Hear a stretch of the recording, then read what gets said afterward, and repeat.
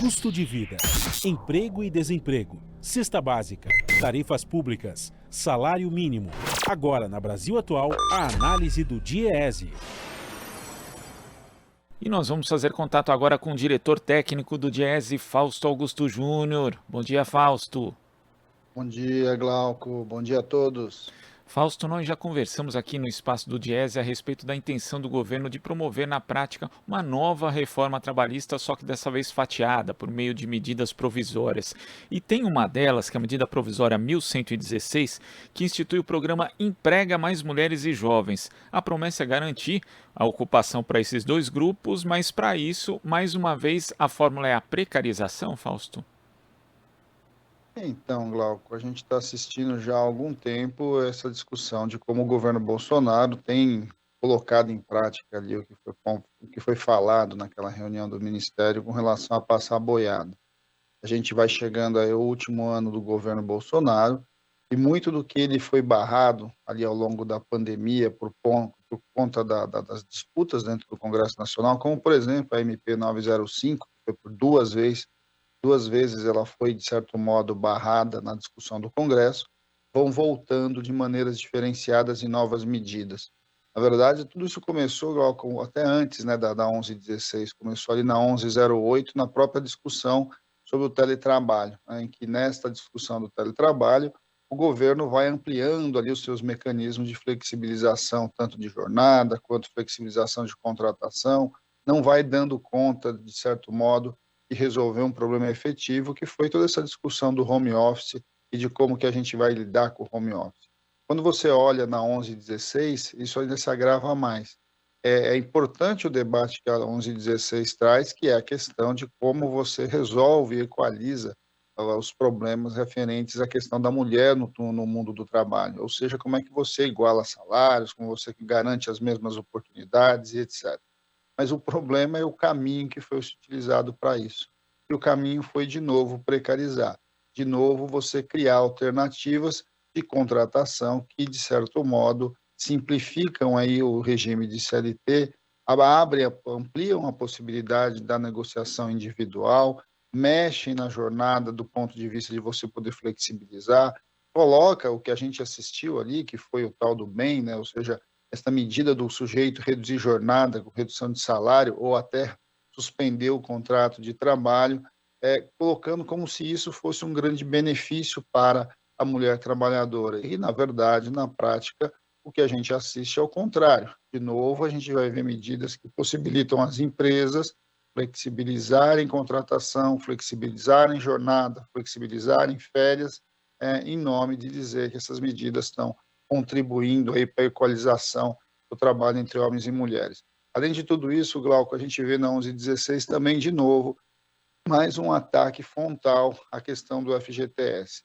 A gente já vem assistindo que o governo vem se utilizando da FGTS de várias formas, para minimamente, como eu entendi, para reativar a economia, mas, na verdade, o que a gente está assistindo é uma desconstrução do fundo de garantia como uma poupança importante para o trabalhador na hora da sua demissão, mas também como uma poupança pública importante para investimentos, principalmente na casa própria, principalmente na questão habitacional do nosso país. De novo, a medida 1116 facilita e retira recursos do FGTS, não para minimamente lidar com a questão da habitação ou com as dificuldades ali dos trabalhadores, mas simplesmente para resolver, ou pelo menos para passar para a iniciativa privada, recursos para uma coisa que é objetivamente obrigação do Estado, que é garantir creche para a mulher trabalhadora. Então, quando a gente vai olhando para tudo que está ali, essas medidas provisórias, de certo modo, vão intensificando tudo aquilo que já está na reforma de 2017 e que o grande debate hoje no Brasil é a sua revogação e não a sua intensificação. Mas o governo Bolsonaro, ao contrário, caminha na direção cada vez mais de individualizar a negociação, enfraquecer os sindicatos, de certo modo, flexibilizar as diferentes formas de relações de trabalho e atender às pautas do empresariado. E além da questão das mulheres, tem também os jovens, Fausto, porque teve uma edição do Decreto 11.061 na semana passada, em que o governo federal alterou a regulação da contratação de jovens aprendizes prevista na Lei 10.097 de 2000 e também na consolidação das leis do trabalho, a CLT. Mais uma vez, a fórmula é precarizar também. É um segmento que necessita atenção, todos os dados mostram isso, né? Os jovens têm um índice de desemprego bastante elevado, mas mais uma vez, né, Fausto, não é por aí que vai resolver o problema. Não, e aí no caso, de novo, é mais grave, né, Glauco? Porque a gente avança na possibilidade de você se utilizar da aprendizagem para substituição do trabalho por prazo indeterminado, da questão ali do trabalhador comum. Ou seja, é óbvio que a gente quer e defende que a gente tenha um programa importante de entrada do jovem no mercado de trabalho e que o debate da aprendizagem é um debate significativo. O problema é que você simplesmente não pode transformar a aprendizagem e mais um contrato precarizado nessa miríade de contratos precarizados que a reforma trabalhista trouxe. E, de certo modo, é isso que está sendo proposto. De um lado, você vai ampliando de 2 para 3 anos esses contratos de aprendizes. Antes, o contrato de aprendiz tinha uma questão bastante significativa, né? Esse trabalhador ficava 6 horas na empresa e 2 horas estudando. Agora, ele vai poder ficar 8 horas com o contrato de aprendiz e essa relação com o estudo também está sendo quebrada. A questão do contrato do aprendiz está sendo alterada, por exemplo, na discussão das cotas, né? Está criando uma nova modalidade de cota, que eles chamam de cota dobrada, ou seja, na prática, o projeto diz que vai aumentar o número de vagas, que vai resolver o problema da aprendizagem, no outro lado, você está diminuindo as cotas de aprendizes no Brasil, porque você, para algumas categorias, como, por exemplo, os jovens que estão vinculados aos programas aí de programas de renda mínima, etc., os programas de Auxílio Brasil, etc., vão valer como se um valendo dois, ou seja, na prática, para as grandes empresas, você vai estar diminuindo as cotas de aprendizagem. Você agora acabou com a individualização das cotas, agora a empresa vai poder compensar as cotas nas suas várias unidades, ou seja, na prática, a gente sabe que o grande problema ali foi, de certo modo, reduzir a discussão sobre como você cumpre as cotas e, de certo modo, tirar o risco de fiscalização com relação à aprendizagem. E a gente já sabe há bastante tempo, uma boa parte das empresas não cumpre o que deveria cumprir e o que a legislação já define.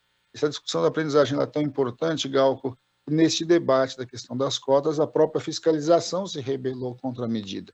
Então, assim, acho que isso são coisas para a gente pensar sobre como o governo Bolsonaro vem avançando em pautas e, de certo modo, vem entregando ao empresariado aquilo que ele vem pedindo, independente da política que está sendo colocada, independente da necessidade da alta taxa de desemprego, da alta taxa de desemprego entre os jovens, da precarização do trabalho da mulher. O governo tem um sentido, o sentido é flexibilizar, enfraquecer o movimento sindical e, na outra ponta, você ali reduzir a renda e, de certo modo, ampliar os mecanismos de flexibilização de jornada, de salário e redução de direitos do conjunto dos trabalhadores.